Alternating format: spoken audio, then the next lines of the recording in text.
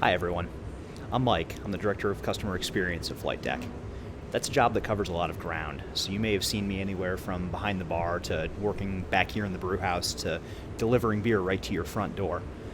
With social distancing and all the other pandemic precautions, I don't always get to enjoy one of my favorite parts of the job, which is talking about the science and the history behind beer. That's why we're bringing back our blog series, Beersplaining with Mike. With the upcoming return of our Shuckin Lucky Black Oyster IPA, this seemed like the perfect time to talk about the fascinating and somewhat mysterious history of the use of oysters in beer. Like a lot of elements of brewing history, there's some uncertainty about what's true and what's apocryphal.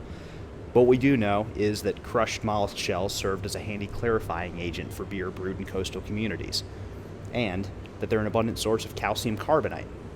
Now, that's a mineral that, among other uses in brewing, helps improve the flavor of beers with dark malts. Over time, pure calcium carbonate became readily available, and it was no longer necessary to use oyster shells, but people had grown to love the subtle salinity they brought to a beer. We added fresh Moon Dancer oyster shells to the mash of Shuckin Lucky, creating a beer with flavors of rich chocolate and espresso, and a sprucey hop finish with a delicate touch of brine.